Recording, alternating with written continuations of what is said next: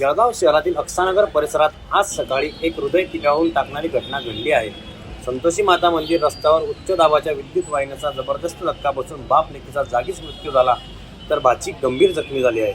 Master कॉलनीजवळ राहणारे मौलाना साबिर खान वय 36 हे आपल्या कुटुंबासह त्या ठिकाणी राहतात।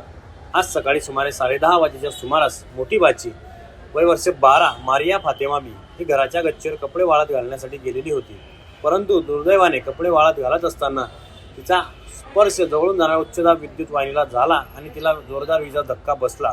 हे पाहताच तिची मामे बहीण आलिया वय वर्ष 16 तिला वाचवण्यासाठी धावली, पण तिला देखील त्या धोकादायक विद्युत प्रवाहाने वेढले। दोन्ही मुली संकटात सापडल्याचे पाहताच मौलाना साबिर खान स्वतः धावत गच्चीवर गेले, पण त्या क्षणी त्यांनाही उच्चदाब वाहिनीचा घातक झटका बसला आणि घटनास्थळी त्यांचा व मुलीचा जागीच मृत्यू झाला। मारिया फातेमा बी गंभीर जखमी अवस्थेत त्यांना तात्काळ खासगी रुग्णालयात दाखल करण्यात आले। दोन्ही मृतदेह जिल्हा रुग्णालयात आणताच नातेवाईकांचा एकच आक्रोश झाला। दरम्यान रुग्णालयामध्ये नातेवाईक व समाज बांधवांनी मोठ्या प्रमाणात गर्दी केली असून त्या ठिकाणी आक्रोश पाहायला मिळत आहे।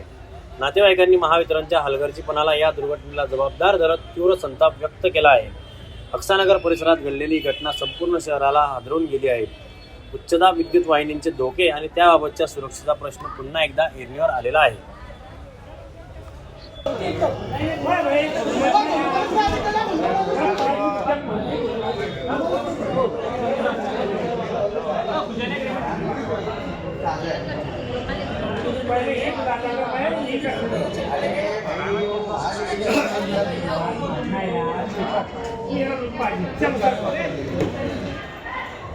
आज सकाळी आपल्या मास्टर कॉलनी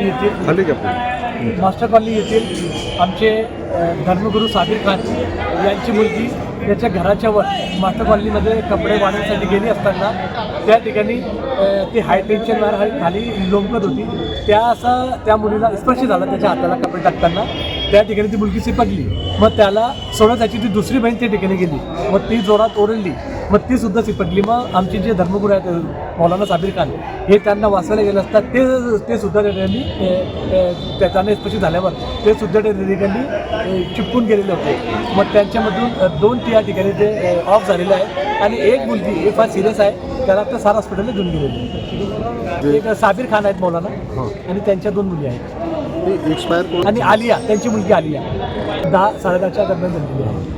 आणि सर आम्ही वारंवार त्या ठिकाणी हाय टेन्शन वायरबद्दल तिथल्या लोकांनी निवेदन देऊन चुकलेले आहेत, त्यांनी आंदोलनंसुद्धा केलेली आहेत आणि त्यांनी त्या ठिकाणी म्हणजे वारंवार तिथे जाऊन त्यांना चपलासुद्धा घातलेल्या आहेत, तरी प्रशासन जागी होत नाही। आता आपल्या चॅनलच्या मार्फत त्यांना विनंती आहे की अजून आपल्याला किती बळी पाहिजे तेव्हा आपण त्या ठिकाणी ते हाय टेन्शन वायर काढणार आहे। ती नागरी वस्ती आहे आणि नियम आहे की जी नागरी वस्ती त्या ठिकाणी अशा कोणतेही धोकेदायक वस्तू ठेवायला नको। त्या ठिकाणी हवेचा प्रॉब्लेम आहे, तिथे लोक इतके मरतात तरी प्रशासनाला जाग येत नाही। याच्या अगोदरही 2-3दा हे असे प्रकार घडलेले तरी पण प्रशासनाला जाग येत नाही। मुलीचा 18 एका मुलीचा आणि एकी 16। मौलानाचा वय 35।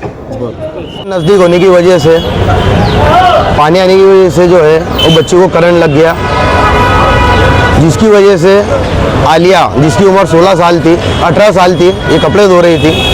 जब इसको करंट लगा तो उसकी छोटी बहन मारिया वो चिल्लाते हुए उसके करीब गई, साथ ही उसके पिताजी जो मस्जिद में थे बस जैसे वो गाड़ी लगा रहे थे, उन्होंने जैसे देखा कि बच्चों को करंट लगा है वो ऊपर चढ़े, वो उनको छुड़ाने के अंदर उनकी भी डेथ हो गई। साबिर खान नवाज खान पठान उम्र 35। हादसा बहुत गंभीर है। जिस तरीके का ये हादसा हुआ ये पहला इंसिडेंट नहीं है, ऐसे बहुत सारे इंसिडेंट यहाँ पर हो चुके हैं। और ख़ास बात जो मृत है साबिर खान मौलाना, 1 महीने से ये मौलाना पूरी गली वालों को बोल रहे थे, कुछ जिम्मेदारों को भी बोला कि भाई हाई टेंशन घातक है। उनकी चिंता इस तारों को लेकर थी और आज वही तारों ने उनकी जान ले ली।